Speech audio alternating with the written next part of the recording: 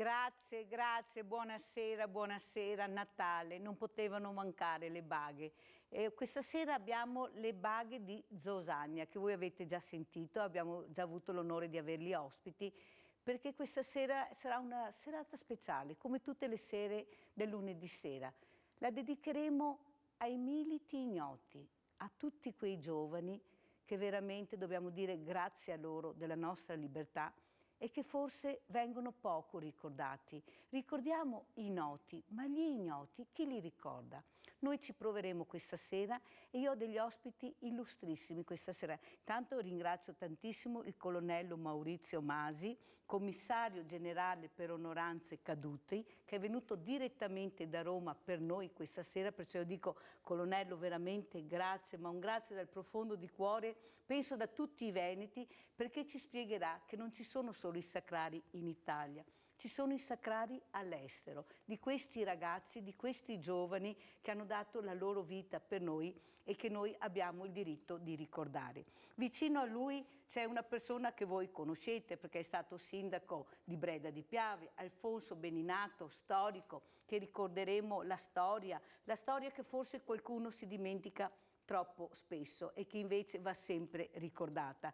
Mentre vicino a me c'è un altro colonnello, Carmelo Raccuia, presidente sezione Fanti di Treviso, grazie colonnello. Vedremo delle immagini bellissime anche dei Fanti, anche di Bassano, su questo ossario dove è stato allestito questo presepio con queste statuine ritrovate. E vicino a lui chi abbiamo? Abbiamo Domenico Telesca, che è referente provinciale della colletta alimentare. Questa colletta importantissima che è stata fatta a novembre grazie al contributo degli alpini, della protezione civile, e questa sera daremo i numeri perché è giusto sapere cosa è stato raccolto, se abbiamo superato il 2018, cosa è successo, quanti cibi sono stati raccolti, perché la gente vuole essere informata e vuole vedere. Allora io passo subito al colonnello Maurizio Masi. Intanto ancora grazie colonnello, perché non è semplice per voi spostarvi, però questa sera è importante perché, come ho detto prima, ricorderemo questi sacrari anche all'estero, ma soprattutto i militi ignoti. Prego colonnello. Dottoressa, buonasera, buonasera a tutti. No, dottoressa, colonnello, Mirella o signora Mirella, non dottoressa. Signora Mirella, la ringrazio. Grazie a lei. Porto anche saluti del commissario generale per le onoranze caduti, il generale Veltri. Io lavoro presso il commissariato generale per le onoranze caduti. Dal commissariato dipendono tutti i sacrari in Italia, ce ne sono tanti, ma anche i sacrari all'estero. Noi abbiamo caduti che ancora oggi sono sepolti, ricordati, onorati nel migliore dei modi nei sacrari all'estero. Basti ricordare che la seconda guerra mondiale è stata una guerra che è stata combattuta non molto nel territorio metropolitano italiano, ma all'estero.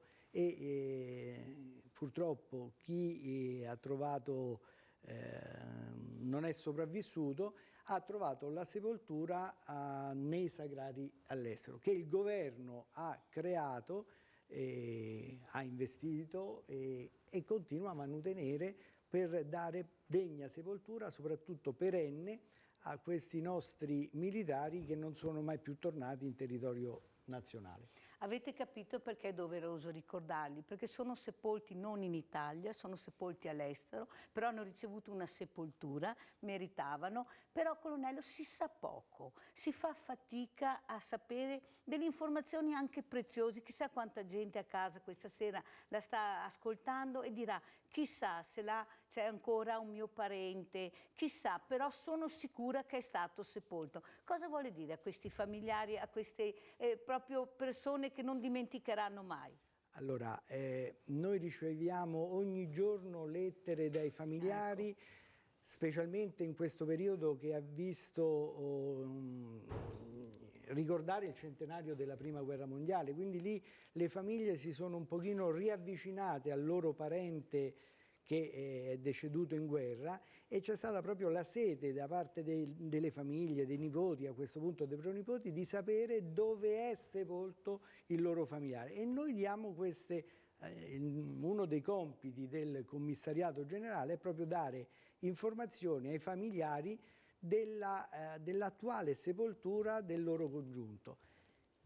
chiaramente non è solo per la prima guerra, ma anche della seconda guerra mondiale, ma nei compiti del commissariato c'è anche l'esigenza di ricordare i caduti durante le missioni di pace, cioè quelle combattute dopo il termine del secondo conflitto mondiale, e che tutti ricordiamo l'attentato di Nassiriya. L'ultimo caduto c'è stato nel 2014. Anche lì è un caduto in guerra che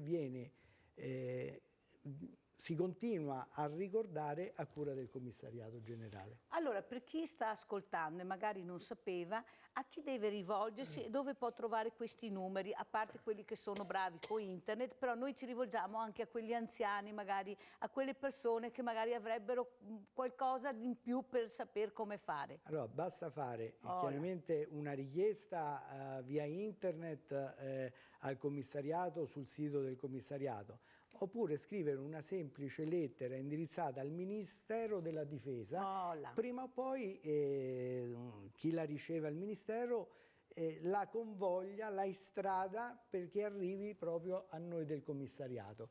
E noi diamo sempre risposta a tutti i familiari, magari abbiamo bisogno un pochino di tempo perché le richieste sono tante, ma la risposta viene sempre garantita, anzi è proprio una precisa indicazione del commissario generale, essere vicini ai familiari che chiedono di avere informazioni sui loro congiunti. Quando arriverà la lettera ci sarà la risposta, questo è importante sapere. Non sarà una lettera buttata là o non letta, ma verrà letta. Allora io direi alla nostra regia di partire col primo servizio che poi commenteremo con lo storico.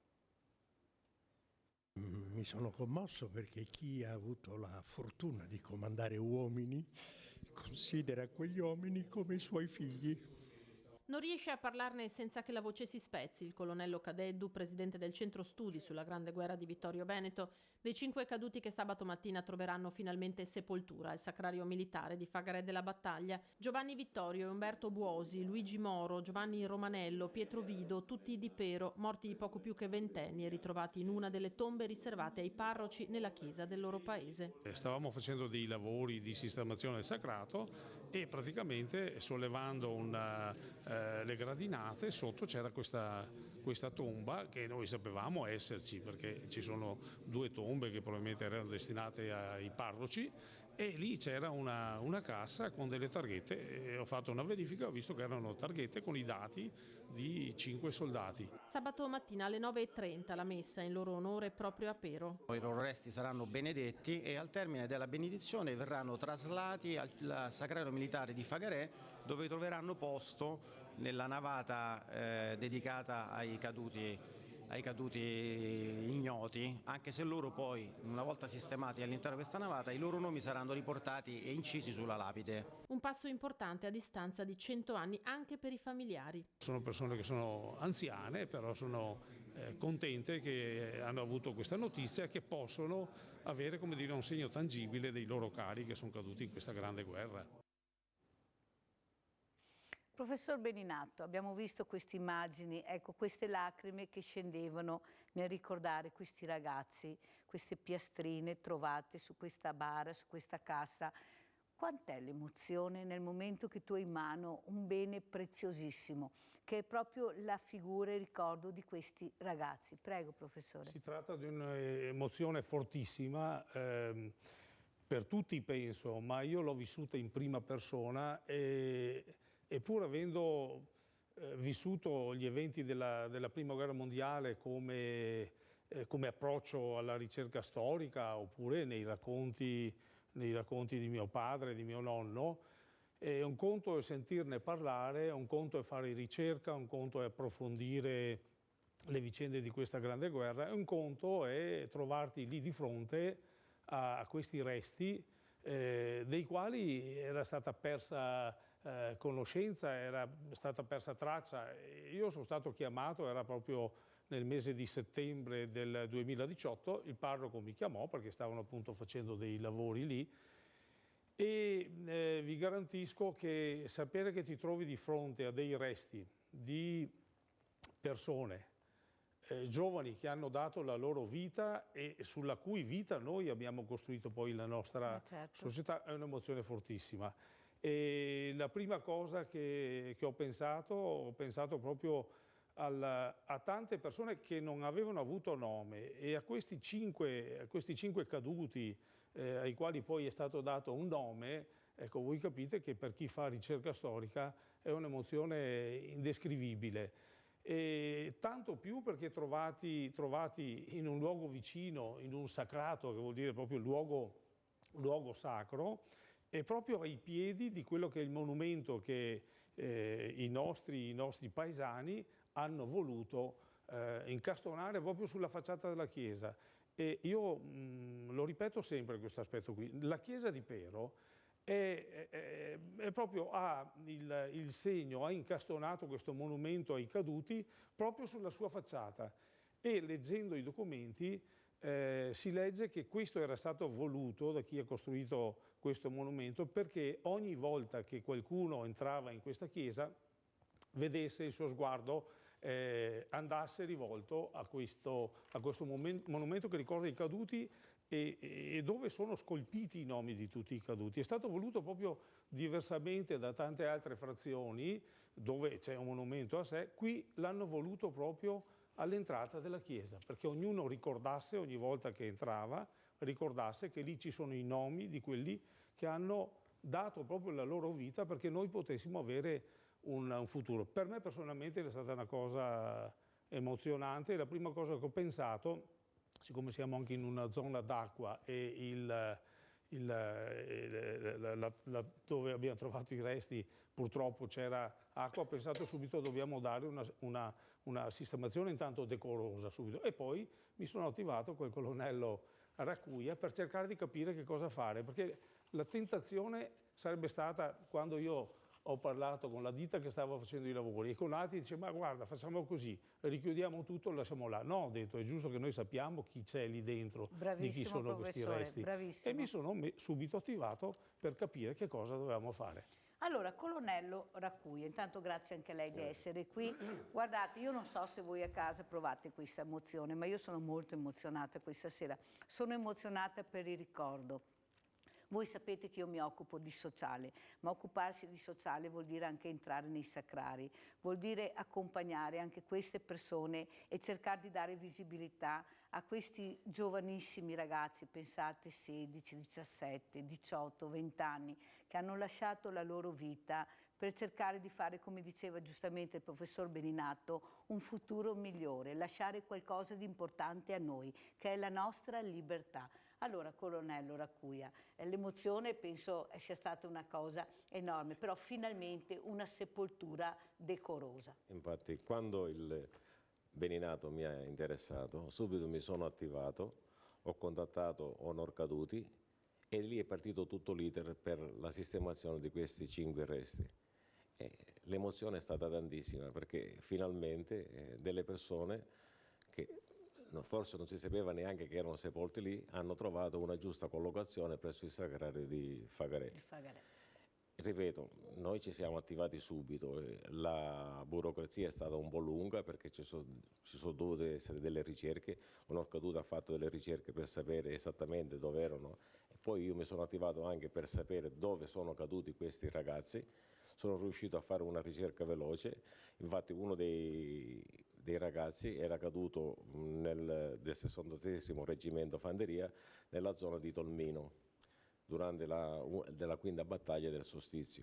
Altri erano mitraglieri, sono caduti nei vari campi di battaglia, e non ultimo il soldato Vito Pietro del 13° Monferrato, questo qui è caduto nella zona del Carso mentre ci stava un attacco presso una postazione nemica. Ripeto, per noi è stata un'emozione. Poi io come presidente della sezione Fanti ci tengo moltissimo a queste cose qua, perché per noi onorare i caduti è una cosa importantissima. E poi come sezione Fanti noi siamo il collegamento tra il personale in servizio e il personale in quiescenza, e riportare alla luce queste situazioni per noi è una cosa importante, e noi cerchiamo anche di coinvolgere in questo sistema anche le scuole. Allora guardiamo il prossimo servizio, la cerimonia dei Fanti Caduti. Guarda quei fanti che arrivano, i fanti. Un nonno con il nipotino, il passato ed il futuro che onorano con la loro presenza chi ha dato la vita per un mondo migliore. L'immagine più semplice, ma che meglio sintetizza il senso della cerimonia che ha portato al sacrario di Fagarè altri 5 soldati caduti nella Grande Guerra. Giovanni Buosi, Luigi Moro, Giovanni Romanello, Pietro Vido, insieme al capitano Umberto Buosi, hanno lasciato il pavimento della chiesa di Pero per riunirsi con gli altri 10.000 soldati ricordati nel mausoleo lungo la riva del Piave. Un percorso iniziato proprio dalla Chiesa che li ha accolti per oltre un secolo, con la celebrazione religiosa per le 5 casse coperte dal tricolore. Per rendere omaggio a dei giovani caduti nell'adempimento del loro dovere, nell'intento di donare alla loro e nostra terra libertà e pace. E nonostante sia passato un secolo dalla loro scomparsa sul Carso come nell'ospedale militare allestito a Castelfranco, a onorarli c'erano le loro comunità di Breda, San Biagio, Macerata, ma anche l'intera Marca Trevigiana e il Veneto, con vessili e rappresentanti di associazioni d'arma.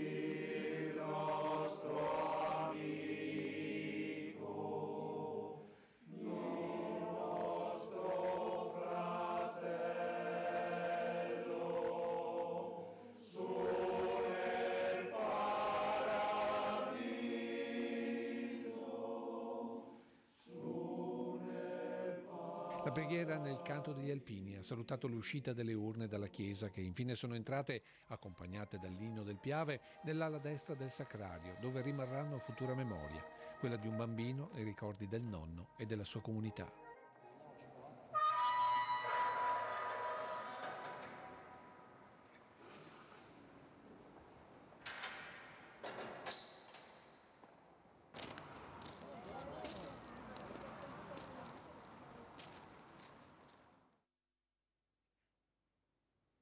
Colonnello Masi, la solennità di questi riti, di queste celebrazioni, ma soprattutto i giovani. Come possiamo coinvolgere i giovani ancora di più, entrare nelle scuole, far conoscere questa storia infinita ma meravigliosa che è la storia di questi militi ignoti che sono caduti assieme a quelli noti che sappiamo, ma a queste figure che forse ricordiamo poco. Cosa possiamo fare, colonnello, per cercare di entrare nella mente di questi ragazzi che forse non si rendono neanche conto di quello che veramente è stato il passato? Allora, secondo me la cosa più importante da fare è agire tramite le scuole.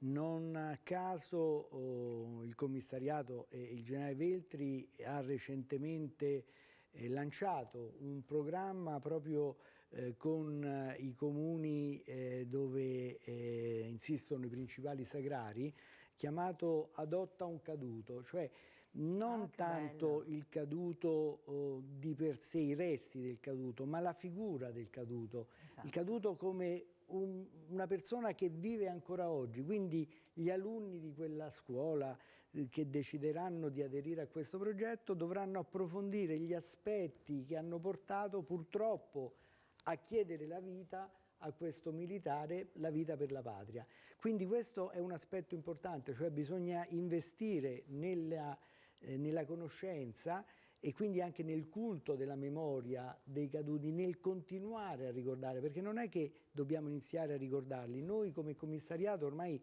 è da 100 anni che siamo stati creati come ente. Il primo commissario è stato il generale Diaz, famoso per il bollettino della vittoria della prima guerra. E quindi da 100 anni noi facciamo questo lavoro e quindi dobbiamo continuare a ricordare e diffondere il culto della memoria. Devo dire che la vicinanza del Ministero della Difesa, in particolare del Ministro della Difesa, dell'attuale Ministro, ma anche dei predecessori, è quotidiana con le attività del commissariato. Chiaramente l'impegno è tanto, perché i caduti, se noi andiamo a fare un calcolo diciamo a spanne, abbiamo 1 milione di caduti italiani. Pensate. Perché abbiamo un 650.000 della prima guerra, 350.000 della seconda guerra, quindi anche il gestire questo numero non è una cosa semplice. Ma chiaramente lo dobbiamo fare perché è il nostro compito e soprattutto è compito di continuare a diffondere il culto della memoria dei caduti. Allora, io parlando prima con il colonnello mi diceva che abbiamo un sacrario in India. E perché in India? Ci domanderemo tutti anche a casa. Perché sono importanti queste informazioni. Prego, colonnello. Sì. Noi dal Commissariato Generale dipendono direttamente i sacrari in Italia e un sacrario all'estero che è quello di El Alamein in Egitto. Poi ci sono tantissimi sacrari in Germania, in Polonia, in Russia, dove noi esercitiamo un'azione di controllo tramite le rappresentanze diplomatiche, ma anche in India, anche negli Stati Uniti, anche in Australia. Perché? Perché i militari italiani, una volta fatti prigionieri, furono portati da coloro che li avevano imprigionato nei luoghi dove di fatto serviva avere questa capacità lavorativa che veniva garantita anche dai prigionieri. Quindi furono portati in India, furono portati in Africa, abbiamo dei sacrari anche nell'Africa del Sud. Capitava che magari anche questi prigionieri morissero, ma devo dire che furono trattati bene i prigionieri italiani. Purtroppo può accadere che a causa della prigionia o magari delle ferite riportate nei combattimenti morissero e furono sepolti in questi sacrari che furono creati in queste nazioni strane, che uno mai immaginerebbe che ci fossero dei caduti italiani in Africa, nell'Africa del Sud. Però ci sono, ma sono dei sacrari che sono manutenuti tramite fondi che il Commissariato Generale invia alle rappresentanze diplomatiche, in particolare ai consolati di competenza. Allora, professore Beninato, abbiamo sentito quante cose si possono scoprire invitando e avendo ospiti questi illustri colonnelli che ci raccontano un po' anche la storia non solo in Italia ma anche all'estero. Entrare nelle scuole, però noi sappiamo quanto faticoso è entrare nelle scuole, quanto faticoso è portare anche una sola comitiva di ragazzi.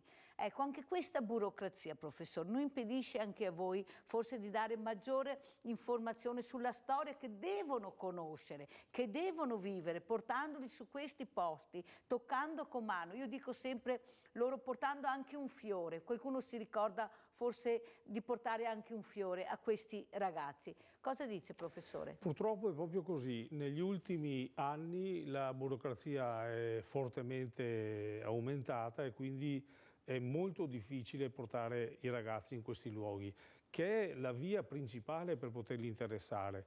Io le scolaresche sarò in un istituto comprensivo particolarmente felice, però li abbiamo portati per esempio a Tarvisio, dove c'è un cimitero di austro-ungarici. Li abbiamo portati ad Asiago, sul Monte Cengio, siamo stati sulla Cima Grappa. E cosa serve questo? Serve perché loro toccano con mano la realtà, vivono. Io mi ricordo che una volta li ho portati, siamo rimasti via 2 giorni sul Pasubio, dei ragazzi di terza media, e la preside era preoccupata perché la notte prima aveva fatto un'abbondante nevicata. Io l'ho rassicurata dicendo: preside, è bene che vivono un'esperienza, perché i nostri soldati, quando erano qui, avevano 5-6 anni più di questi ragazzi qui. Che non erano coperti come questi ragazzi qui poveri. Esatto, e quindi dico, questo è il modo migliore per far toccare con mano che cos'era la vita di trincea. Perché allora poi, quando noi riusciamo a far toccare con mano che cos'era la vita di trincea, cosa rappresentava la guerra per questi giovani, allora è più facile far capire anche che cosa rappresenta un sacrario e che cosa sono quelle cassettine che ci sono lì dentro, no? E mi ricordo una cosa proprio dell'anno scorso, siamo stati sul Monte Cengio, abbiamo prima visto tutte le trincee, a un certo punto siamo entrati nella zona sacra. Avevamo già spiegato come insegnanti di che cosa si tratta quando si parla di zona sacra, e dico, questa zona qui, guardate, quando si entra adesso, questo era coperto di giovani, poco più vecchi di voi. Bene, allora io mi fido di voi. E qualche mio collega diceva, beh Alfonso ti faccio tanti auguri perché dice, vedremo come andrà. Beh, io vi garantisco che sono stati 10 minuti fino alla cima proprio del Monte Cengio che non c'è stata una parola.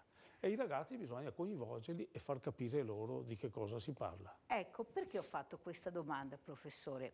Perché forse troppo spesso ci metto di mezzo anche noi, anche come informazione, facciamo vedere sempre il lato negativo di questi ragazzi, che sono tutti cattivi, brutti, non hanno voglia di far niente. Poi invece io che vivo nel mondo della solidarietà scopro un mondo meraviglioso, dove ci sono questi ragazzi che anzi sono interessati, danno anche del proprio tempo libero per aiutare il prossimo. Questi ragazzi, se tu li prendi per mano e li accompagni, sono tutti bravi ragazzi a mio avviso. È che forse troppo spesso non li prendiamo per mano, perché nessuno li ha mai presi per mano, o molto poco, o pochi hanno avuto questa fortuna. Però se tu li prendi e li accompagni in questo percorso di vita, invece di crescere con la schiena storta, cresceranno con la schiena dritta. Il problema è la burocrazia. Qui abbiamo il colonnello Masi che io prima parlavo, la fatica che si fa. Da una parte è anche giusto, perché vuol dire anche tutelare, salvaguardare, tenere anche il massimo rispetto presso questi sacrari.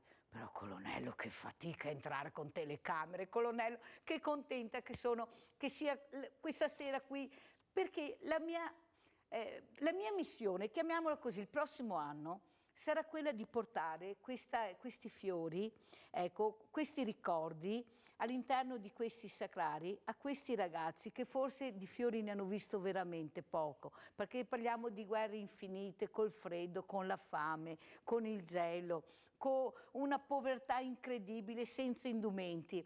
Però è giusto ricordarli. Questi ignoti, come lei giustamente mi ha detto, ricordiamo gli ignoti, perché i noti si sanno i nomi, ma quelli ignoti, poveretti, che non hanno avuto niente, sono morti, come ripeto, giovanissimi. A questi noi dobbiamo rivolgerci questo Natale. Cosa dice, colonnello? Sì, allora, lei sicuramente si riferisce alla difficoltà di entrare con le telecamere, perché... Non l'ho detto io, colonnello, l'ha detto lei, colonnello.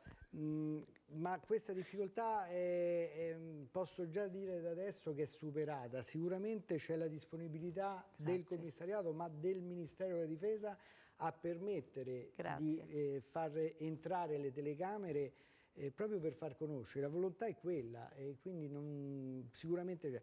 Però volevo dire, per le scolaresche i sagrari sono sempre aperti, ogni giorno. Anzi, noi abbiamo la scolaresca che vuole visitare il sagrario di Bari, di Re di Puglia. Noi nel periodo delle gite scolastiche della primavera è pieno, queste aree sono piene di bambini. E per confermare anche quello che diceva il professore, mi raccontavano il nostro personale che fa servizio presso i sagrari, che entrano bambini magari poco attenti, che poco conoscono, ma escono bambini che sono colpiti e diciamo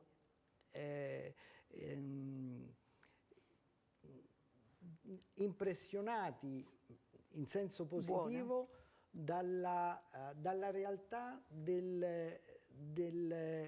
coloro che hanno dato la loro vita, che poi erano giovani, sì, bambini sono di 14 anni, ma i caduti hanno 18, 19, 20 anni, quindi sono quasi coetanei e capiscono che c'è stato qualcuno che ha permesso loro di poter essere felici in questi giorni. Chissà quanti bambini e quanti ragazzi, magari in silenzio, avranno detto un ciao, vedendo e toccando, come diceva il professor Beninato, e magari dentro di loro alla sera avranno ripensato a queste tombe, a questi sacrari, a questi giovani che non ci sono più. Guardiamo il prossimo filmato. Tornare a portare i ragazzi in questi sacrari. Ma sì, perché oggi si tende a confondere quello che è il disvalore della guerra, su cui nessuno ovviamente discute, su quello che invece sono i valori della patria. Patria, terra dei padri, un termine fuori moda oggi tra i giovani, ma un termine più vivo che mai partecipando a cerimonie come queste, ma anche semplicemente visitando i sacrari.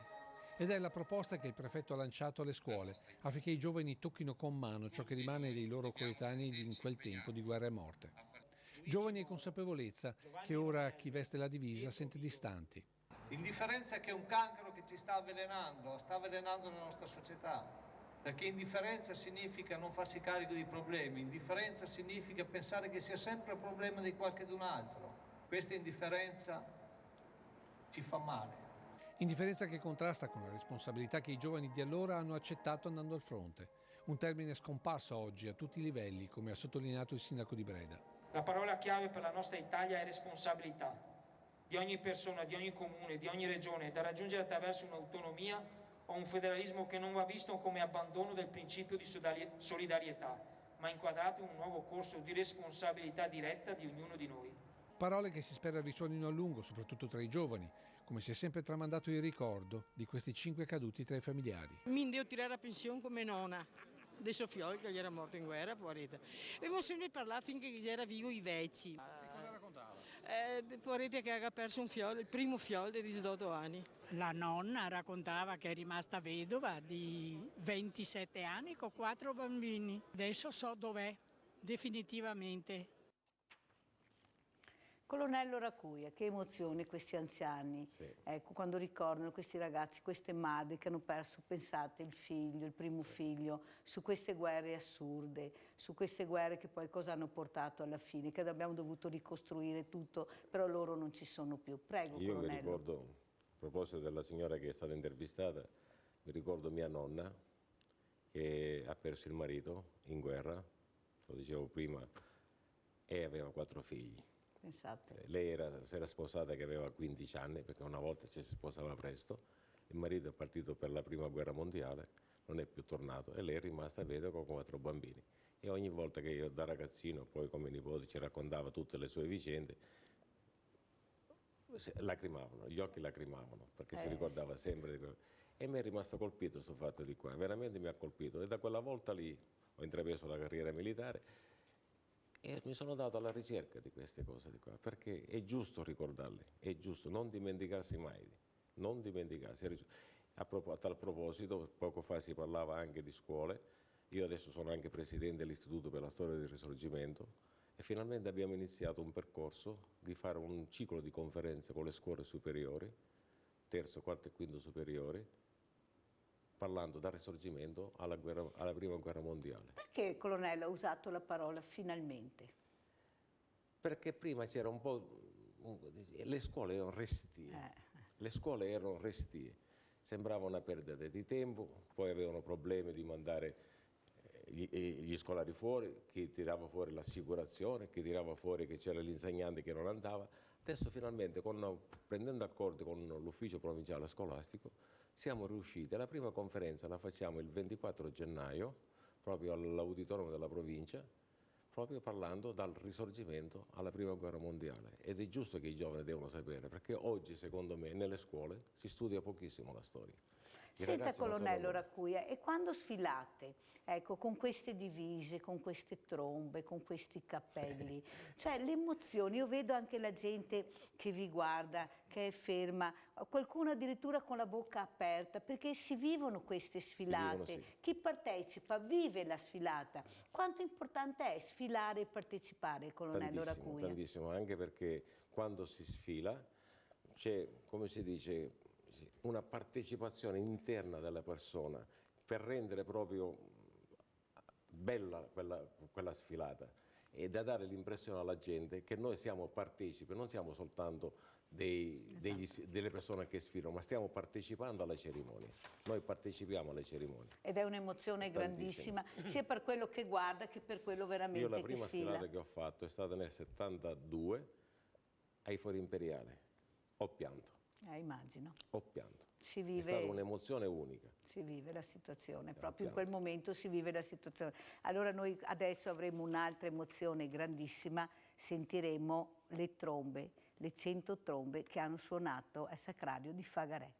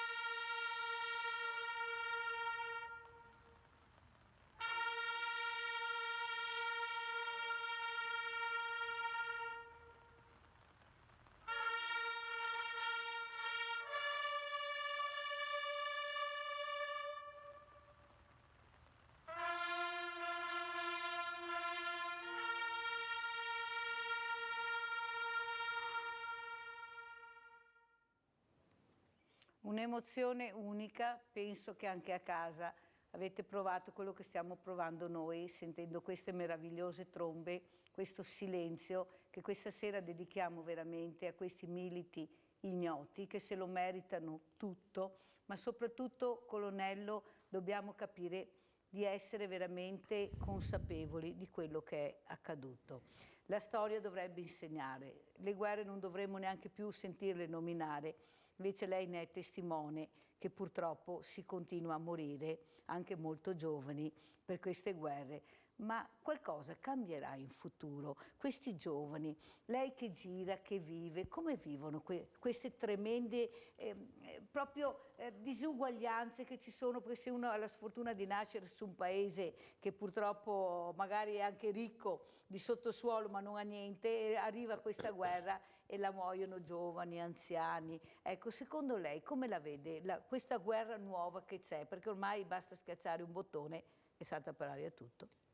Beh, questi sono aspetti globalizzati, ormai non si può parlare della guerra solamente da un punto di vista relegato all'argomento bellico, ormai bisogna trattare tutto in maniera globalizzata. Sicuramente conoscere quello che è accaduto nel passato, anche quello più recente, può essere d'aiuto per poter affrontare la realtà futura. Questo è quello che dobbiamo fare, quindi il mantenere un culto della memoria per i caduti e tramite il culto dei caduti degli eventi storici che hanno portato a queste tragiche realtà, sicuramente è quello dove un paese deve continuare ad investire proprio per evitare di ripetere errori che sono stati compiuti in passato ed evitare che vengano di nuovo compiuti nel futuro. E qui ci rivolgiamo ai potenti del mondo, perché sono loro che hanno in mano questo potere enorme di decidere cosa fare. Ma io penso delle volte che bisogna essere anche ottimisti, bisogna sempre sperare che la mente umana, e poi chiederò al professor Beninato, si allarghi sempre di più, riesca a capire che c'è un unico cielo, ce n'è uno di cielo, che è di tutti questo cielo. Ecco, nessuno può appropriarsi del cielo, dire che è il mio, perché il cielo è immenso. Quello che però non è immensa è la vita, perché la vita dura poco, è un baleno. Allora, secondo me, sarebbe giusto anche dire basta, basta a questi conflitti che poi alla fine cosa portano? Solo morte, distruzione e dolore. Abbiamo già le catastrofi naturali ormai, che sono delle guerre vere e proprie. Però, professore, facciamo fatica a far capire ai giovani che il mondo una volta era diverso. Era fatto di persone che credevano, che avevano degli ideali e che questi ideali venivano portati avanti anche con le guerre, perché le guerre venivano fatte per migliorare, per cercare di avere più libertà, più rispetto e ci fosse anche più uguaglianza. Cosa dice, professor Beninato? Allora, nella storia, noi dobbiamo guardare la storia non come magistravita, ecco, io non sono magistravite, non sono di quest'idea. La storia e va studiata. Ci sono dei periodi diversi. La storia ci insegna che attraverso le guerre noi abbiamo raggiunto la libertà, abbiamo raggiunto democrazia e anche benessere conseguente.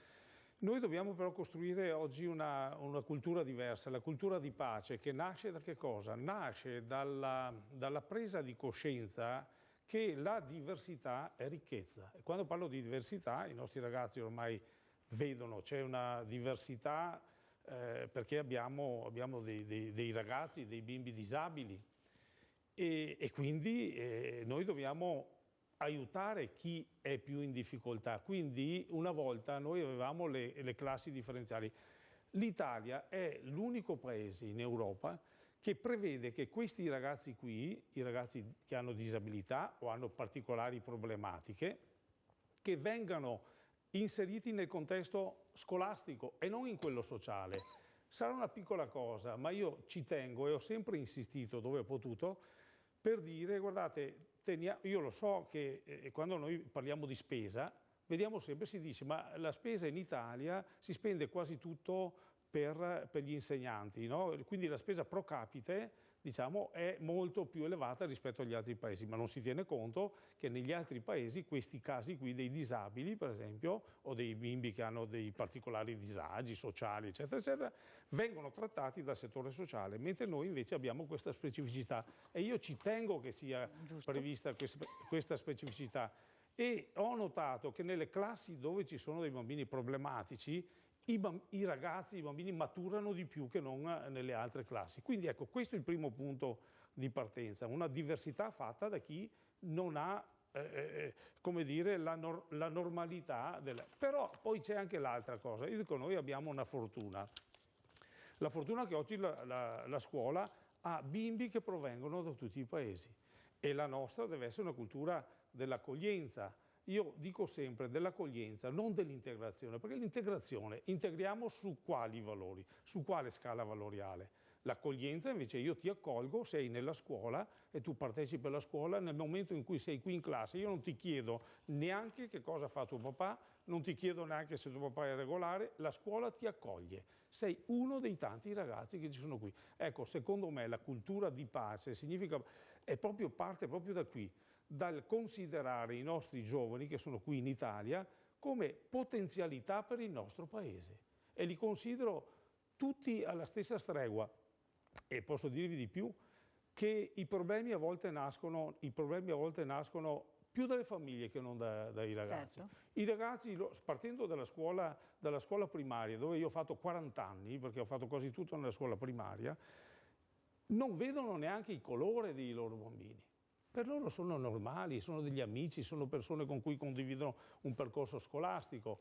E se noi cavalchiamo questa strada qui, alla scuola media saranno compagni con i quali ci convivono normalmente e alle scuole superiori e all'università lo stesso. Siamo a volte noi adulti che mettiamo certi filtri che creano... Ecco, se noi riusciamo a creare questa cultura di pace attraverso questa accoglienza, che ripeto non è integrazione, è tutt'altra cosa. È diversa. Perché uno quando arriva qui in Italia, se si sente sopportato è una cosa, se si sente accolto è un'altra cosa. Senta, professor Beninato, allora domanda ovvia, cosa ne pensa su queste storie infinite di questi presepio sì, presepio no, crocifisso sì, crocifisso no? Io le posso assicurare che ho più di 30 stati che vengono al Banco Solidale, ogni anno faccio il presepio, ho dei crocifissi enormi, mai nessuno, ma non perché hanno, non so, anche pudore, proprio neanche si pensano di queste storie che leggiamo sui giornali. Ma quello che fa più male è che poi leggo che è l'insegnante. È l'insegnante che... Ecco, mi scusi, sa, professore, ma io siccome sono molto chiara nelle cose... Lei ha messo il dito nella piaga. Mi piace, professore. La ringrazio che mi fa questa domanda, perché il problema non è quello delle famiglie, degli altri, dei ragazzi che arrivano da fuori. Il problema molto spesso è nostro, parlo nostro di insegnanti, no? Perché? Perché le persone che arrivano da qualsiasi altro paese non hanno mai messo in discussione quello che c'è nella nostra scuola. Noi facciamo il presepio ogni anno. Nella nostra tradizione anche, esatto. Abbiamo visto le baghe prima, nella nostra tradizione. Se lei entra nella scuola Puccini di Breda di Piave, appena entra trova un grande crocifisso. Ma non ho mai visto una famiglia di musulmani che l'abbia messa in discussione questa cosa. Quindi molto spesso le cose nascono da noi, ma allora la cosa è diversa. Ma allora questi professori, ecco, adesso lei ha le telecamere questa sera, la stanno ascoltando, sono sicura che la stanno ascoltando. Cosa vuole dire a questi professori che sollevano dei temi talmente assurdi che è impossibile anche capire il perché, ma da dove? Per visibilità? Perché sollevare un tema che non esiste, un problema che non c'è? Già ne abbiamo tanti. Certo. Cioè, ecco. Io vorrei dire che noi abbiamo della storia della quale non dobbiamo aver paura. Abbiamo un'arte alla quale dobbiamo approcciare tutti, perché ecco, il grosso lavoro che dovremmo fare è far capire a chi arriva da fuori dall'Italia che quando noi entriamo in una chiesa per vedere l'opera d'arte, se noi non entriamo nelle chiese non vedremo le opere maggiori, le opere d'arte. Il presepio fa parte di una storia, quel crocifisso lì rappresenta una cultura, un'identità, è tutt'altra cosa che da una professione religiosa, che è la religione che viene fatta a scuola. Le porto un esempio di qualche anno fa.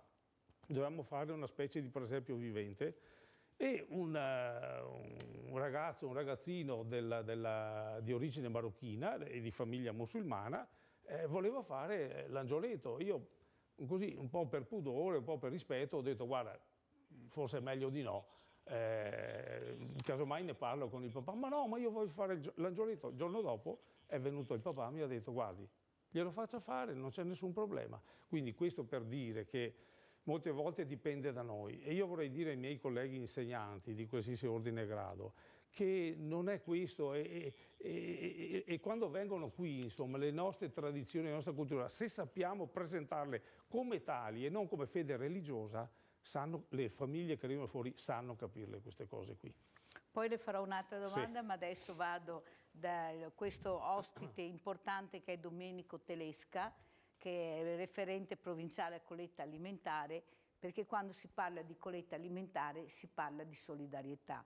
Però noi che la facciamo, vero Domenico, vediamo che a portare queste cose nei nostri carrelli non sono solo persone italiane, ma sono persone di tutti i colori, nel senso che anche il musulmano portano proprio con trasporto, e la cosa che io sento, Domenico, è quando portano, dicono l'ho fatto per aiutare qualcuno, e questa è una cosa che commuove. Questo mondo brutto dove si vede sempre il lato negativo, noi con le collette alimentari vediamo quel lato positivo che è dentro di noi, che non ha colore, ma che tutte le persone portano. Cosa vuoi dire, Domenico? Beh, di esempi così ne potrei raccontare tantissimi, perché proprio la settimana scorsa ci siamo ritrovati a Udine con alcuni amici che hanno fatto la colletta alimentare nelle varie province e mi ha colpito proprio il racconto di episodi simili a questo. Finanche una persona che era lì a chiedere l'elemosina, che alla fine incredibilmente ha voluto partecipare anche questa persona e ha dato, ed era incredibile perché dà proprio l'idea di come noi abbiamo una visione che non è, alle volte appunto è piena di pregiudizi, e invece la cosa che colpisce è proprio guardare, a me ha colpito questo, guardare come uno fa un gesto così in maniera gratuita. Colpisce me che lo faccio da tanti anni e colpisce tanti altri che partecipano per la prima volta o da tanti anni ad un gesto che ormai sono 30 anni che noi facciamo, o meglio, sono 23 anni che facciamo la colletta alimentare, e il banco alimentare da cui poi è nata la colletta sono 30 anni che c'è in Italia. Pensate. Allora Domenico, un'altra cosa che io volevo far sapere, io lo dico spesso, però ogni volta che ho occasione lo ripeto, quando l'anziano ti porta questo dono prezioso che può essere lo zucchero, la pasta, il caffè, e una frase che mi rimane sempre nell'orecchio e non mi va via, è quando mi dice: sai, io ho provato la fame, io ho provato la miseria e perciò do qualcosa, quel poco che posso lo regalo. Ecco, questo lo vedo fortemente nell'anziano, lo vedo un po' meno nelle coppie giovani, si portano ma fanno un po' fatica a capire che veramente siamo là per raccogliere, per dare agli altri, però l'anziano mi commuove. Allora io me lo prendo, lo abbraccio, lo bacio e gli dico grazie dal profondo del cuore. Questo anziano, mi commuovo anche, che spesso viene dimenticato, che spesso viene lasciato scolto. Non abbiamo neanche più il piacere e il saper ascoltare. Ecco, a me quando arrivano le telefonate al mattino a Sveglia Veneti e mi dicono ho bisogno di parlare, ho bisogno di essere ascoltata. Mimmo, con queste collette alimentari non è che facciamo anche l'ascolto di questi anziani? Perché io forse ho capito anche questo, che in quel momento loro hanno voglia di dire qualcosa e pochi l'ascoltano. Io leggo quello che è stato il messaggio. Noi ogni anno la colletta la anticipiamo con un messaggio che indichiamo come le 10 righe della colletta. E questo secondo me dà proprio il giusto segno di che cosa la gente ha bisogno, perché l'abbiamo preso proprio dal messaggio del Papa che ogni anno, ormai è il terzo anno, ci lancia con la giornata mondiale dei poveri e dice: È vero, i poveri si avvicinano a noi anche perché noi distribuiamo loro il cibo, ma ciò di cui hanno veramente bisogno va oltre il piatto caldo o il panino che offriamo. I poveri hanno bisogno delle nostre mani per essere risollevati, dei nostri cuori per sentire di nuovo il calore dell'affetto, della nostra presenza per superare la solitudine. Questo penso che sia la risposta al gesto che stiamo facendo e che va oltre quel momento della raccolta. Allora adesso noi ci trasportiamo in cima a Grappa e vedremo assieme, guardiamo, cosa importante è anche un fiore. Attenti! Deposizione della corona. Avanti.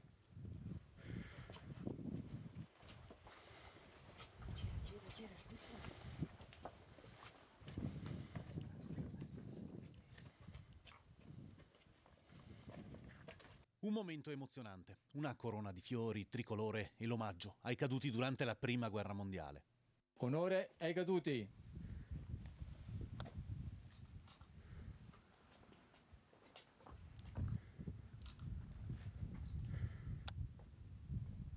Gesto simbolico di alto valore quello fatto da Mirella Tuzzato, che ha voluto deporre questa corona di fiori all'ossario del Monte Grappa. A nome di Rete Venete e della grande famiglia dei Veneti Schiacciati, ha onorato la memoria di chi durante il primo conflitto mondiale ha perso la vita. Con gli alpini in servizio, l'associazione delle Penne Nere, i Fanti e i Bersaglieri, la corona è stata depositata davanti alla porta del Sacrario. A 100 anni di distanza, ricordare chi si è sacrificato per noi, per la nostra libertà è doveroso. Abbiamo appena depositato la vostra corona, la corona di Rete Veneta e di Veneti Schiacciati dalla crisi, però in un centenario così importante, dove sono morti migliaia di ragazzi, trovavamo giusto lasciare un simbolo, un messaggio. E quale miglior messaggio di una bandiera di fiori, che indica anche forse un po' di pace. Lunedì, nel corso della trasmissione Veneti Schiacciati, in onda alle 21:15, sarà possibile vedere integralmente questo toccante momento. Voi direte, che bello, ma che fatica arrivare là, perché se io non avevo l'appoggio, e qui lo dico, del primo luogotenente Smeragliuolo Simmaco, io non sarei riuscita a portare sta corona, perché giustamente non è così facile entrare e depositare colonnello Masi, però ce l'ho fatta grazie al buon senso, anche a capire di questo primo luogotenente che era proprio un gesto proprio di rispetto e di onorare queste figure che non ci sono più. Mi scusi, ma ho dovuto dirlo perché è vero. Lei ha perfettamente ragione, però le posso assicurare che le porte sono aperte nei sagrari per ricevere lei, ma soprattutto tutti i cittadini italiani, tutti coloro che vogliono rendere omaggio e portare un fiore ai caduti ignoti e noti nei nostri sagrari. Avete capito perché l'ho fatto venire giù da Roma questa sera? Perché il nostro obiettivo è anche quello di ricordare. E lei mi ha detto una cosa importantissima, gli ignoti. Gli ignoti che noi ricorderemo con questi fiori, ecco, con questa bandiera così importante che è la bandiera italiana, ma soprattutto avete visto questo colore che è un colore che veramente avvolge tutti noi. Io quando depositavo i fiori, erano i fiori di questa grande famiglia, fiori proprio donati con il cuore. E adesso lascio la parola a questa bravissima cantante che è qui con noi anche questa sera, Aurora Cogo. Cosa ci canti, Aurora? Io canto Alleluia, e è un brano che mi piace molto essendo natalizio. E lo dedichiamo anche questo ai militi ignoti. Grazie. Ecco.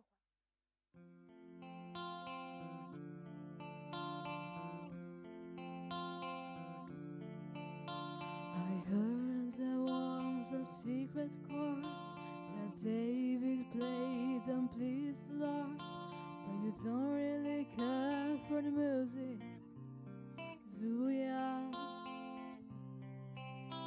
Well, it goes like this: the fourth, the fifth, the minor fall, and the major lead, the baffled king composing Hallelujah. Hallelujah, hallelujah.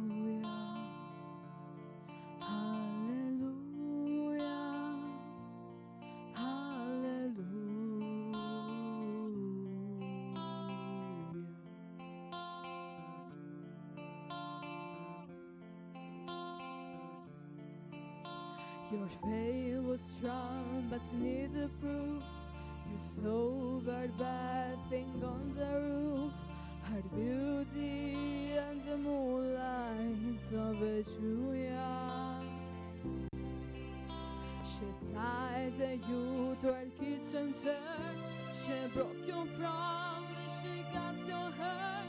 And from your lips she drew the hallelujah. Hallelujah.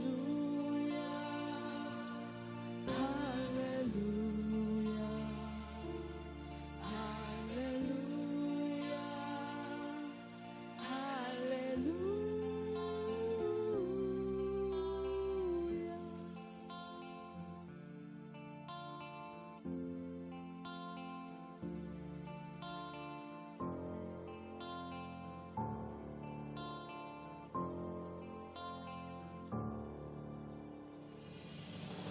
Paper does I got a ball, but all I ever learned from love was how to shoot somebody for the Julia. And it's not a cry that you hear at night. He's not someone who see the light. It's a cold and needs a broken hallelujah. Hallelujah. Hallelujah. Hallelujah. Hallelujah.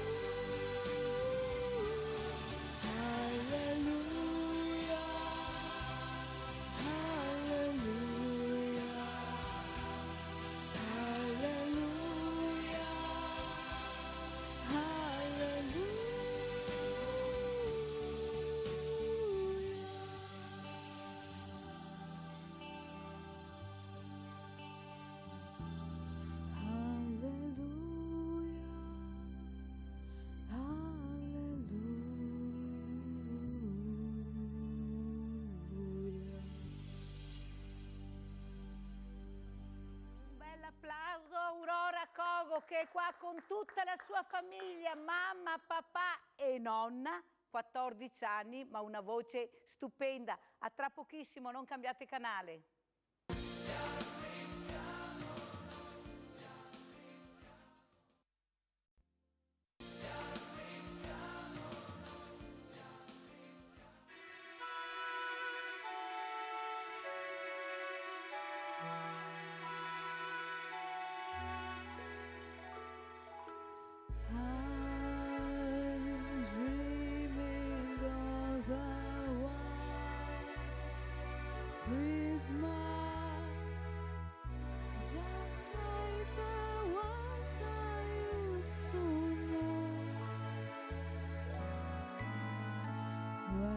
The treetops glisten and children listen to hear slides bounce in the snow.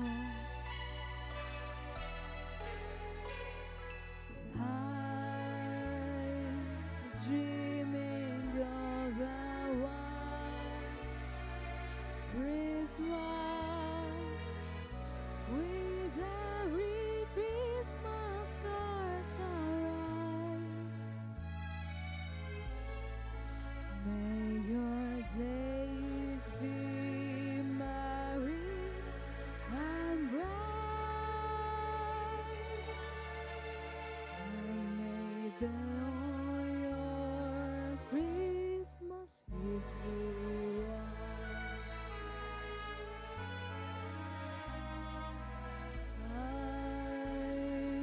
Dreaming of a white Christmas, just like there was I used to know, where the treetops glisten and children listen to hear slight bass in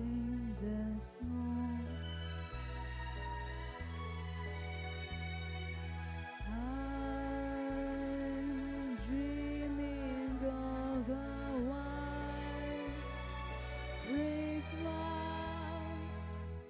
with every Christmas song around. May your days be merry and bright, and may all your Christmases be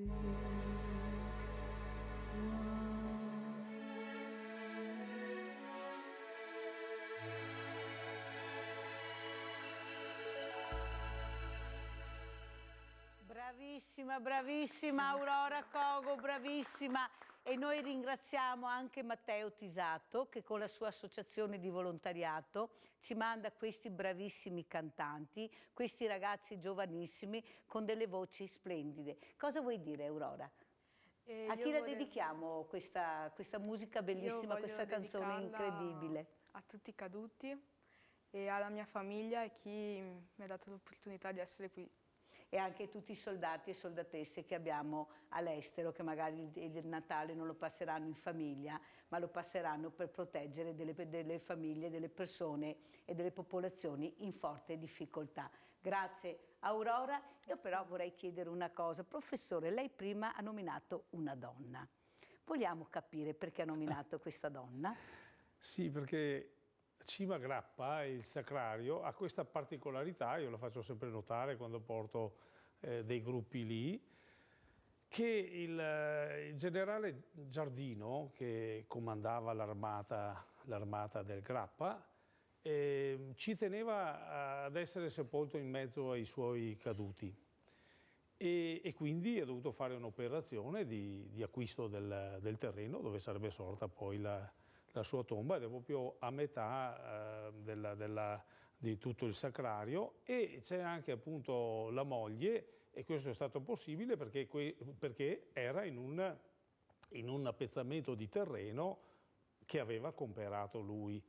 E quindi c'è scritto proprio al generale Giardino, comandante dell'armata del Grappa, e a sua moglie.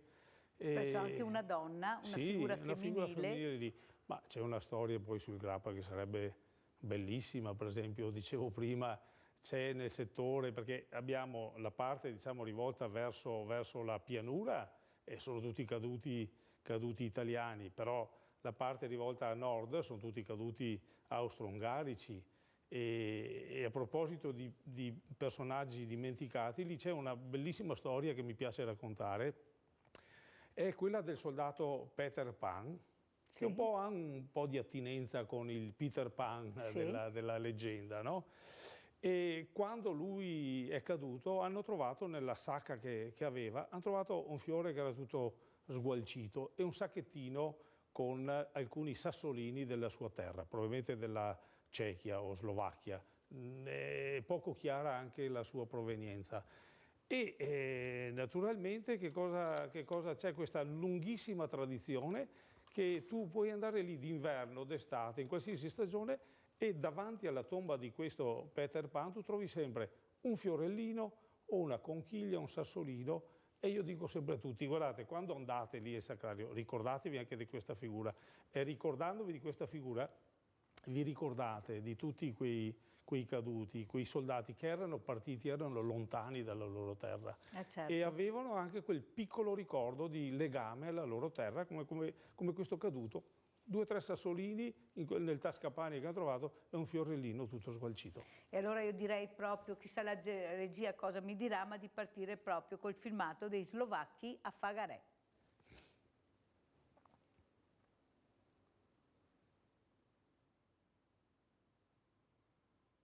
All'eterna memoria degli slovacchi caduti nella Prima Guerra Mondiale durante l'offensiva austro-ungarica sul Piave nel giugno 1918. È la frase scolpita nel marmo destinata a imperitura memoria. Dopo l'inno nazionale è stata deposta presso il Sacrario Militare di Fagaré della Battaglia dall'ambasciatore slovacco in Italia una targa commemorativa in memoria dei soldati slovacchi caduti nei combattimenti della Prima Guerra Mondiale sul fiume Piave. Durante il conflitto molti soldati slovacchi combatterono da entrambi le parti, sia tra le file del Regio Esercito sia con la legione cecoslovacca a fianco dell'Italia. Ed in queste terre perirono senza più tornare in patria. La presenza di una targa slovacca in un sacrario in cui non sono presenti i caduti austro-ungarici rappresenta un nuovo ideale ponte di congiunzione tra gli eserciti a suo tempo contrapposti e costituisce un gesto di grande cortesia che idealmente rende ancora più salda l'unione tra i popoli. Una targa commemorativa per non dimenticare, perché c'è il nostro dovere di non dimenticare tutte le vittime della Grande Guerra su entrambe le parti del fronte. È il nostro dovere di ricordare tutte le sofferenze della guerra per evitare le sofferenze nel futuro. È fondamentale questa targa perché accomuna ancora una volta dei popoli che in un certo momento hanno combattuto da parti anche avverse, se vogliamo, ma si ritrovano oggi, dopo un certo periodo di grandissima tristezza, a costruire insieme il futuro dei nostri paesi, dell'Europa, se vogliamo. Il fiume Piave simbolicamente è identificato quale luogo sacro in cui fu combattuta la battaglia del Solstizio. Dopo settimane di combattimento in cui gli italiani cominciavano ad avere il sopravvento, i nemici decisero di ritirarsi oltre il Piave. Centinaia di soldati morirono affogati di notte nel tentativo di riattraversare il fiume in piena, fra loro anche molti slovacchi. Uno degli elementi fondamentali di questo territorio è il fiume Piave, che era visto da una parte come un elemento che impediva il raggiungimento dei propri obiettivi e d'altra parte un fulcro per cercare di fermare chi avanzava. Oggi non è più qualcosa che disunisce, ma è qualcosa che unisce. Non è più un qualcosa che divide, ma è un ponte che unisce entrambi i popoli. Allora abbiamo visto questo filmato, Colonnello Racuia. Quanta emozione questa sera quando ha sentito le trombe, il silenzio, vedere queste bare, questi ragazzi. Cosa vuole dire, Colonnello? L'emozione è indescrivibile, ma io mi riallaccio anche ai ragazzi, nostri militari che si trovano all'estero. Posso testimoniare, che ne ho visti, che quando ci sta la mattina l'alzabandiera o durante le cerimonie che si celebrano del 2 giugno o del 4 novembre, quando sentono suonare il silenzio, guardi, i militari piangono, perché essendo fuori forse sentono di più l'amore della patria. Certo. Magari in terra propria sono un po', però quando sono fuori sentono veramente l'amore della patria, la sentono veramente. E allora noi adesso guardiamo l'assegno della settimana.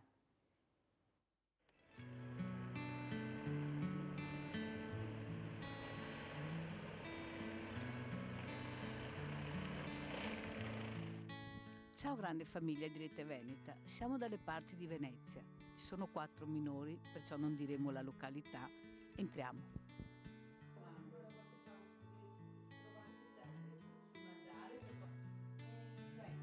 Allora siamo con questa mamma, con 3 bambine splendide. La mamma la chiameremo Aurora, chiameremo mamma Aurora. Allora, cosa è successo, mamma Aurora, che hai chiamato la Mirella? Ha detto, aiutami. Niente, abbiamo avuto lo sfratto. Scusa. Non piangere che ci sono le bimbe, no, non voglio che le bimbe non. Ti prego, Aurora. Poi abbiamo trovato un altro appartamento e 20 giorni prima ci hanno avvisato che non potevamo più stare là. Perché?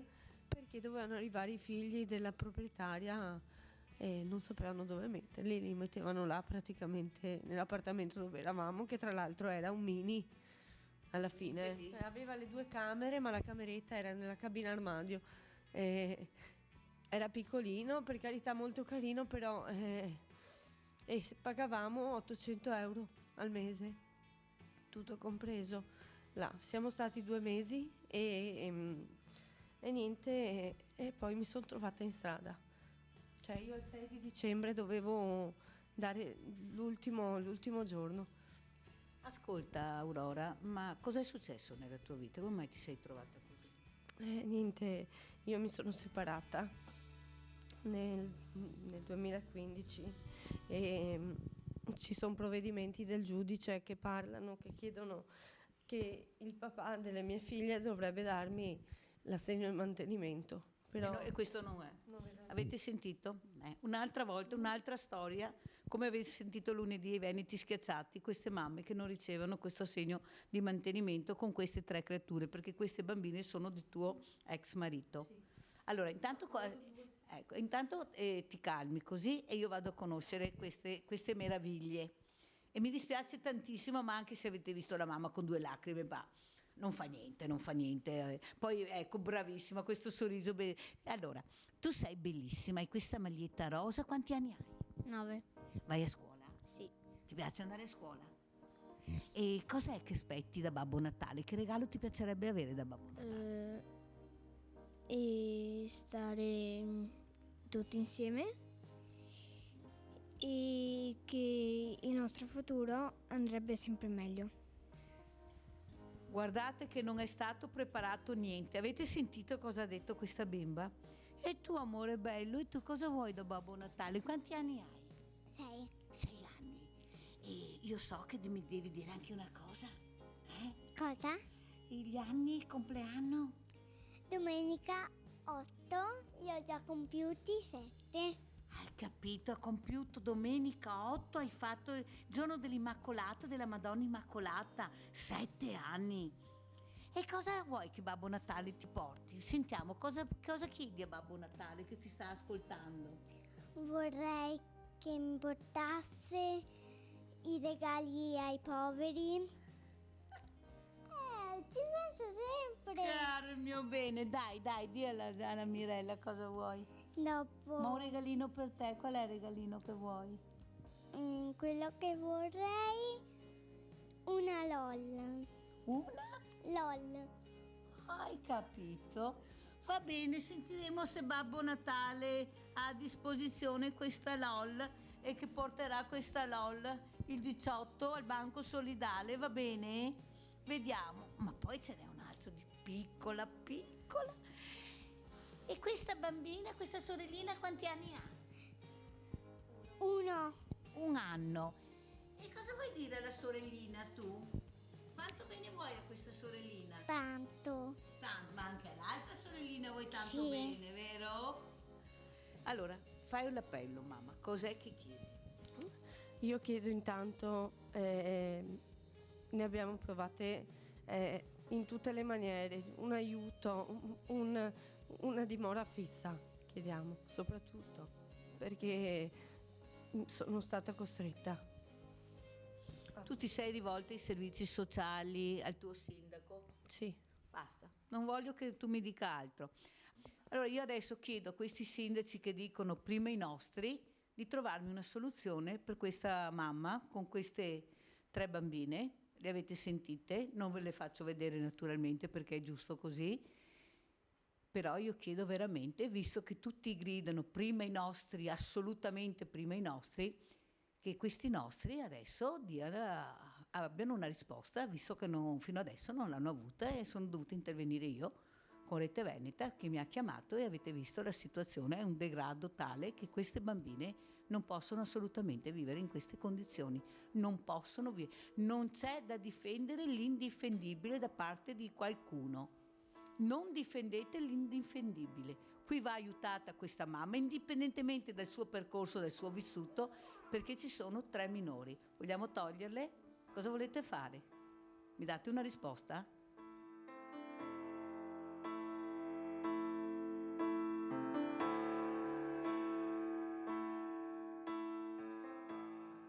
Allora, questo è l'assegno l'Aurora della grande famiglia di Rete Veneta, che ti permetterà di respirare un attimino.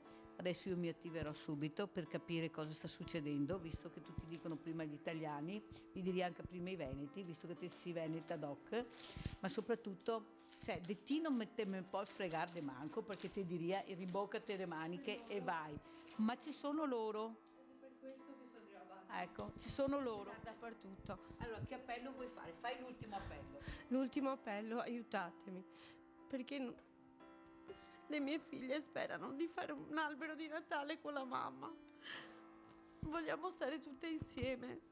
E alla grande famiglia di Rete Veneta che ti ha portato questo assegno? Grazie, Questo Babbo grazie, Natale? grazie infinite, grazie. Adesso vedrò di tirarci su qualcosina, fare una spesa, prendergli anche qualcosina per loro. Grazie mille. Questo assegno serve anche a questo. Io non ho parole, quando entro in queste case, vedo questa situazione, mi vengono i brividi guardando queste bambine. È giusto, non è giusto? Cosa stiamo facendo? Cosa state facendo? Politica, cosa state facendo? Servizi sociali, cosa state facendo? Autorità, ma è possibile trovare 3 bambini in queste condizioni? Perché nessuno si pensa di dare un tetto. Qui non ci vogliono soldi, 3.000, 2.000, qui ci vuole un tetto. Qualcuno pagherà, pagheremo noi, ma date una casa a questa famiglia per cortesia, a queste bambine. Date una sistemazione a queste bambine. Un appartamento chiedono, anche piccolo, ma un appartamento per stare assieme. Cosa stiamo aspettando? È Natale? Vedremo.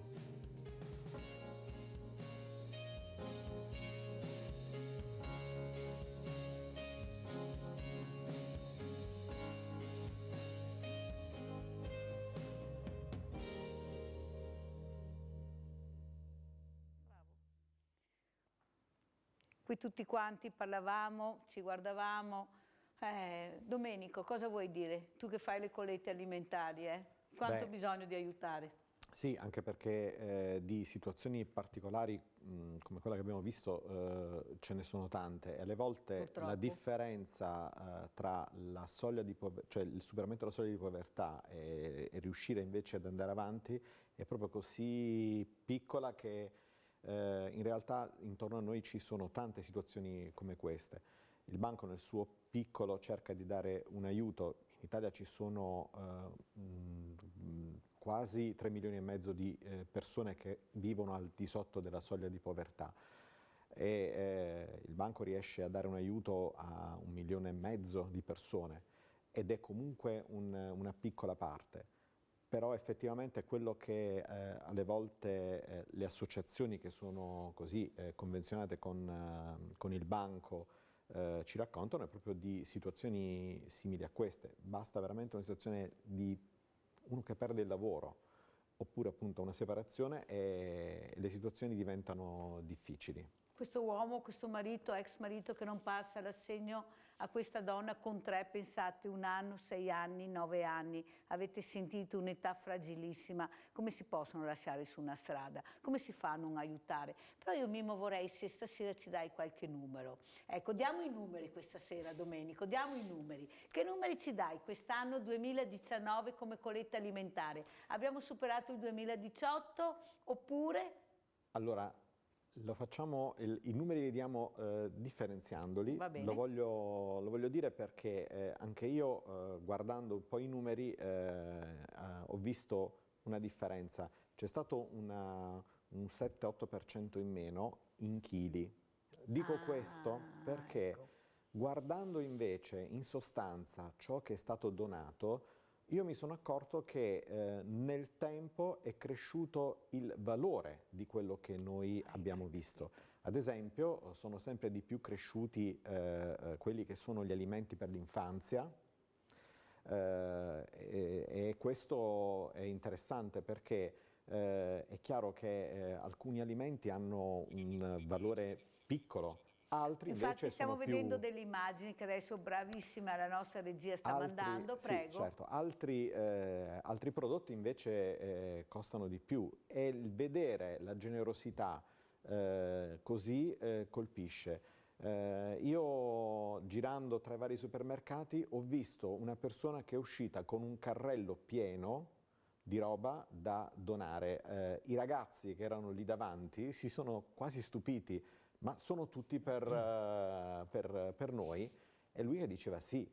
Questa generosità credo che sia la cosa che più voglio sottolineare, perché al di là della difficoltà, della fatica, del sacrificio, però quando io vedo una cosa così, basta una persona così che illumina.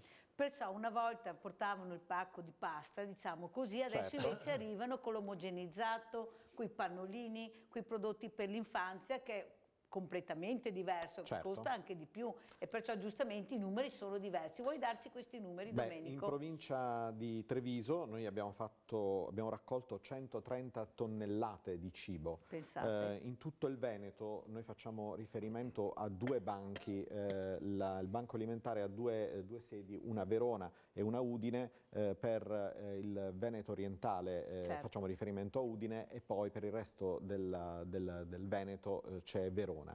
In totale, complessivamente, siamo riusciti a raccogliere più di 800 tonnellate di cibo. Beh, perciò diciamo un grazie, Domenico, a queste Certo. persone, veramente a tutte quanti quelli che hanno regalato e che hanno portato questo dono a voi.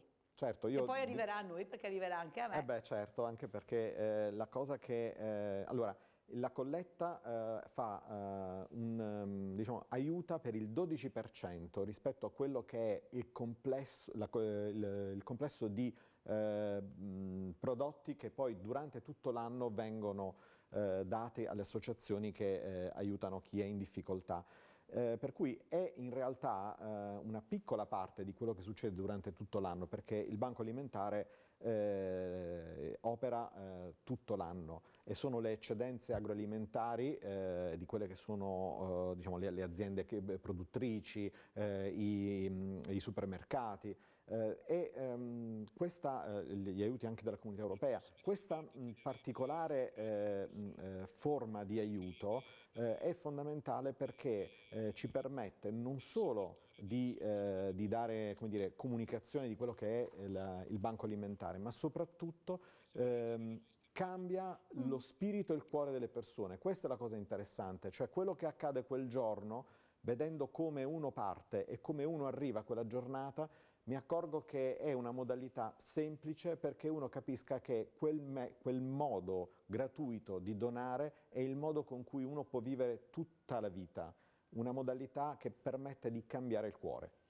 Ecco, queste sono immagini molto importanti, ma soprattutto sono i numeri, le tonnellate di cibo. Pensate, più di 800 tonnellate di cibo raccolto grazie alle vostre offerte. Io veramente non finirò mai di ringraziarvi, perché voi non avete idea quanto importante sono queste offerte, perché poi arriveranno questi banchi solidali, del quale anche il mio. Io avrò Verona, perché io mi vado a prendere la roba a Verona, e perciò mi arriverà la roba da Verona, ma avete sentito anche a Udine, in Friuli, ecco questa raccolta incredibile che è stata fatta, ma non solo qua nel Veneto, in tutta Italia, perché io sono convinta che gli italiani sono buoni, non sono razzisti, sono accoglienti e soprattutto sono solidali. Andiamo col prossimo servizio.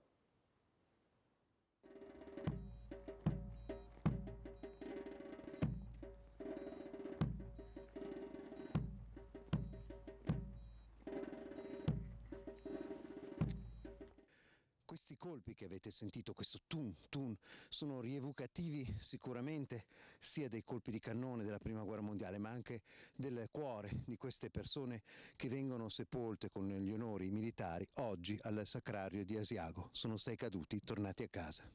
Vi hanno ritrovato alle Melette, sul Monte Zebio, ai Castelloni di San Marco, al Colombare e a Vallarsa, e ora il Presentata Arme unisce 4 soldati italiani e austriaci in uno dei più grandi sacrari d'Europa, 60.000 soldati della Grande Guerra. Vi hanno portato giù con attenzione e commozione. In 2 di quelle urne ci siete anche voi, il soldato delle Melette, che abbiamo seguito fin da quando gli amici della storia di Marostica hanno visto il tuo elmetto, Adrian, e il soldato poco lontano, che solo il metal detector ha riconosciuto come austro-ungarico. Vi abbiamo scortato ed ora è il momento del silenzio.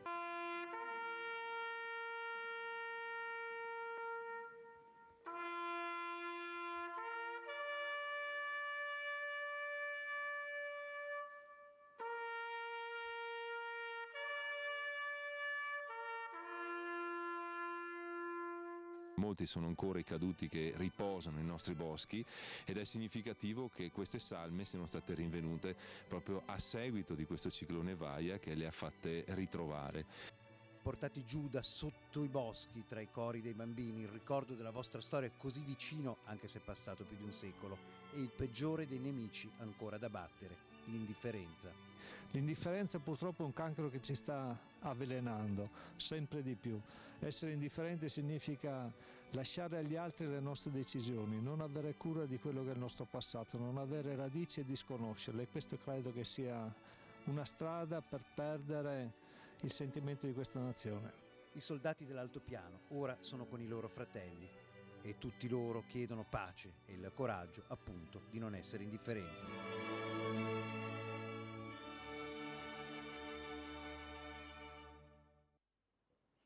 Colonnello Masi, l'indifferenza, come combattere l'indifferenza? Perché abbiamo le armi per combatterle. Questa è una trasmissione questa sera che cerca di combattere l'indifferenza, di entrare nelle case, nei cuori delle persone, di ricordare soprattutto. Essere presenti sul territorio quanto più possibile. Io oggi sono venuto da Roma contento di fare questo viaggio proprio per permettere di dare una testimonianza di quanto vogliamo essere vicino ai familiari. Io, ma soprattutto il commissario, il generale Veltri, è proprio... che salutiamo e ringraziamo. Sicuramente, è una persona che dedica tutto il suo operato quotidiano a far conoscere il commissariato e a far sentire il commissariato vicino ai familiari. Lui quotidianamente sente alcuni familiari che ha avuto modo di conoscere, di caduti che sono stati recuperati, che sono rientrati dalla Russia, perché noi in Russia operiamo ogni anno e rimpatriamo dei caduti da quel fronte russo e ecco, lui sente, non quotidianamente, ma ha stretti rapporti con i familiari proprio per far sentire la vicinanza dello Stato, del Ministero, del Ministro ai familiari che hanno avuto questa grave perdita, anche se tanto tempo fa, ma la presenza deve essere quotidiana. Colonnello Racuia, so che anche lei vuole dire qualcosa. Ma qui si parla sempre dei nostri caduti. Non ci dimentichiamo delle donne nella Grande Avete Guerra. sentito cosa dice il colonnello Racuia? La donna nella Grande Guerra ha avuto un ruolo molto importante, perché quando i soldati nostri sono partiti per il fronte, tutto è stato sulle spalle delle donne, nell'industria bellica, nelle famiglie, perché non ci dimentichiamo che c'erano persone che sono partite per la guerra lasciando a casa moglie, figli, e le donne hanno dovuto sopperire a tutto ciò che prima facevano i mariti. Lavoravano la terra, dovevano seminare, dovevano arare, seminare, raccogliere i frutti della terra, e l'industria bellica che è stata molto importante, perché non ci dimentichiamo che le donne hanno lavorato moltissimo hanno preso il posto dei loro uomini, specialmente nell'industria dove producevano le pallottole, dove producevano le bombe. E soprattutto, colonnello, lei ha detto una cosa molto molto importante: queste donne che sono state vedove giovanissime, con 3-4 figli, eppure si sono rimboccate le maniche e le hanno fatti crescere con la schiena dritta, ma più dritta di così che non si può, e non avevano niente. E adesso hanno tanto, eppure certe donne non riescono a capire che il figlio va guardato negli occhi, ma veramente guardato e soprattutto ascoltato. Guardiamo il prossimo servizio, il punto di Leopoldo Bottero. Mi sono dimenticato.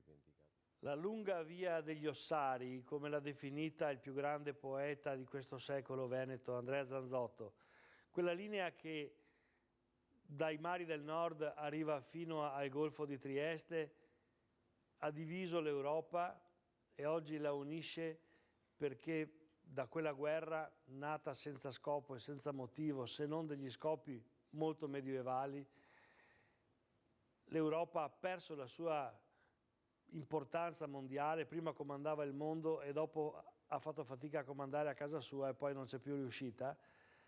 Forse ha imparato qualcosa, ha imparato che è meglio non fare la guerra. A me non piace quando si fanno dei discorsi roboanti davanti ai vari monumenti che in tutta Europa, non solo in Italia, la popolazione ha eretto nei vari comuni perché una generazione di giovani era stata fatta fuori da questa guerra, la prima guerra industriale che ha massificato anche la morte. La popolazione è stata così colpita che nonostante le difficoltà ha tirato fuori i soldi in ogni comune d'Europa per fare il monumento, sia dalla parte austro-ungarica e tedesca, sia dalla parte franco-italo-inglese. È stato così un grande avvenimento che a volte commentarlo è difficile, però sia chiaro una cosa: quando si dice davanti ai monumenti onore ai soldati italiani che sono morti per difendere la libertà, è una bugia. L'Italia è stato uno Stato aggressore, ha aggredito l'Austria che non voleva fare la guerra contro l'Italia. L'Austria voleva fare la guerra solo contro i Balcani e così via. Poi alla fine della guerra la situazione era tale per cui quelli che erano messi meglio erano messi peggio di quelli che erano messi peggio prima. E cosa ha fatto nascere la Prima Guerra Mondiale? Ci è voluto del tempo per capirlo. Ha fatto nascere la Seconda Guerra Mondiale, ancora più morti, col nazismo, col fascismo, con tutti i sistemi, come si dice, peggiori che sono nati in quel secolo. Ora l'Europa è unita e non si sta comportando molto benissimo, come si dice. Si sta comportando così, forse sta difendendo ancora troppo gli interessi dei ricchi e poco quelli del popolo. I popoli europei comunque sono stanchi di fare guerra. Io sono convinto che hanno capito che non serve a niente. Siamo soci con quelli che hanno combattuto dall'altra parte del Piave, dall'altra parte del Grappa, e non ha più senso di parlare di chi ha vinto e di chi ha perso. Si deve festeggiare la fine della guerra e l'inizio della pace. Secondo me i sacrari devono essere il simbolo della rinascita dell'Europa. Onore a tutti i caduti di tutte le guerre e di tutte le nazionalità, perché sono dei giovani ai quali è stata strappata la vita. Non è vero che l'hanno data generosamente e volontariamente. Quando andavano all'assalto dietro c'avevano la polizia o i carabinieri che sparavano a raso terra con la mitragliatrice a chi tornava indietro, anche gli italiani. Allora, questi ragazzi è stata strappata la vita a 18, a 20 anni, hanno vinto la guerra, hanno perso la guerra, l'abbiamo persa tutti in Europa la guerra. Quando sono andato a visitare i sacrari, ero giovanissimo, mio padre andava alle adunate perché era alpino, io sono diventato pacifista quando ho visto prima il sacrario del Monte Grappa e poi quello di Re di Puglia. Uno che va a visitare Re di Puglia, che torna a casa, che non è diventato pacifista, vuol dire che non c'ha il cervello a sufficienza. Pace a tutti. Professor Beninato, allora dopo le parole di Leopoldo Bottero, di questo punto cosa si sente di aggiungere? Ma sulle valutazioni dei motivi che hanno portato alle guerre potremmo disquisire a non finire. Io parto sempre dalla realtà. La realtà è che questi sacrari comunque contengono dei resti di caduti. E quando noi parliamo di onore ai caduti intendiamo dire che qualunque siano state le condizioni in cui hanno operato, le costrizioni, io rendo onore a quello che è contenuto lì dentro e questo è un ragionamento che va fatto. Poi l'altro è quello di dire che questi sacrari sono delle pietre vive che ci fanno capire quanto distruttiva sia la guerra e quanti morti facciano le guerre, e quindi questo è un monito per le generazioni nuove, le generazioni future. Io resto poi dell'avviso che l'Europa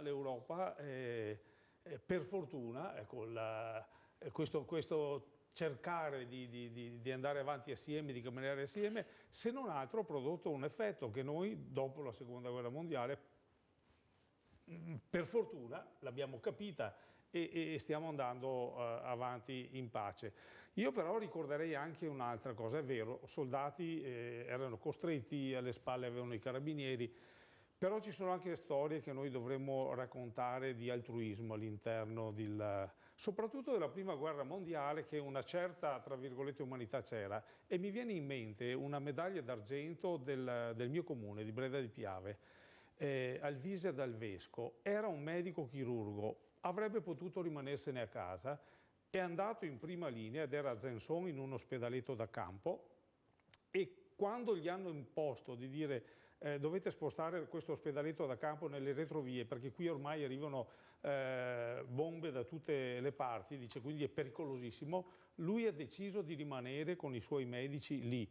E quando qualcuno gli portavano qualche soldato che era in condizioni ormai da morire, disperate, e dicevano Maggiore non c'è niente da fare, ormai dobbiamo solo... E lui diceva no, tento comunque di salvarlo, perché ogni persona, ogni combattente è il Cristo che mi si presenta di fronte. Ecco, ci sono anche questi...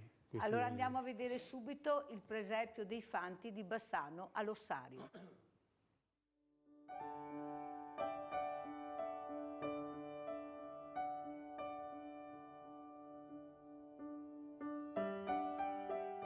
Dopo anni di assenza ritorna il presepe al Tempio Ossario di Bassano grazie ai Fanti, guardiani di quel luogo sacro. L'idea nasce dal ritrovamento dietro all'altare di alcune parti del vecchio presepe che veniva allestito fino a una quindicina di anni fa, prima della dismissione delle cerimonie religiose. Credo che sia un simbolo che noi Fanti e patronesse vogliamo celebrare e diciamo anche dare un significato. Questo è un luogo che raccoglie le spoglie di 5.405 soldati da tutta Italia, venuti a combattere nel Monte Grappa e deceduti negli ospedali, e quindi oggi molte volte dimenticati dalla storia del tempo presente. Noi vorremmo ricordarli e celebrarli, e perché no, attraverso il presepe, che è un simbolo della cristianità, con i bassanesi, ma credo con tutti noi cittadini e persone, dare un segno di pace e anche di speranza.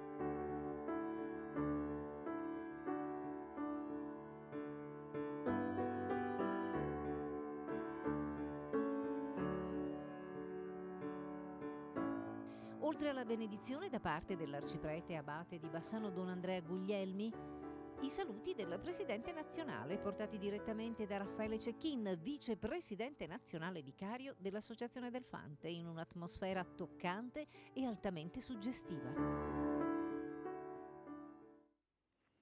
E adesso andiamo al Banco Solidale.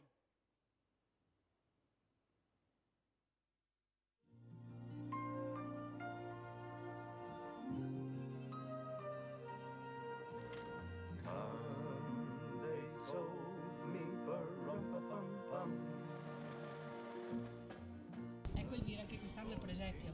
Sì, anche quest'anno con l'aiuto dei nostri volontari abbiamo fatto un bel presepio molto grande, e il cielo ci ha aiutato perché stanotte abbiamo mandato una bella brina e sembra che ci sia la neve, e noi vogliamo valorizzare i nostri usi e costumi, valorizzare il presepio, e lo faremo ogni anno.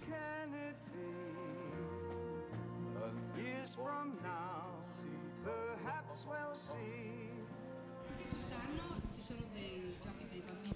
Certo, la nostra amica Sabrina, come ogni anno, anche quest'anno ci ha portato molte ceste piene di ogni ben di Dio, di giocattoli, di dolci, perché noi siamo aperti anche la vigilia di Natale, martedì 24, e così accontentiamo tanti bambini e li faremo felici.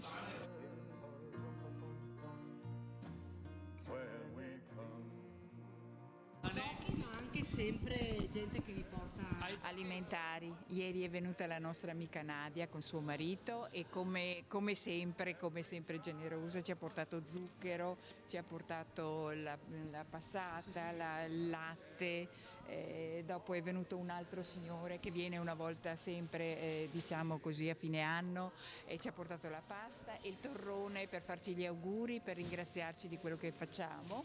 Poi ci sono qui altri alimentari che sono arrivati anche questi da anonimi, diciamo. Quindi siamo contenti, ringraziamo tutti e facciamo tutti tanti auguri, proprio perché ci hanno portato anche vestiario, insomma, tante altre cose, e anche qualche gioco che distribuiremo adesso per la prossima settimana per il Babbo Natale, perché il 18 arriva Babbo Natale.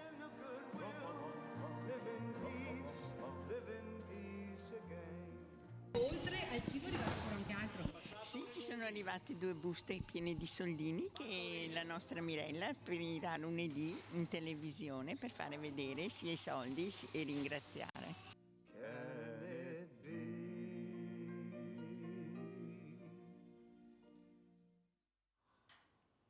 E queste sono le buste che sono arrivate anche questa settimana, che io apro sempre.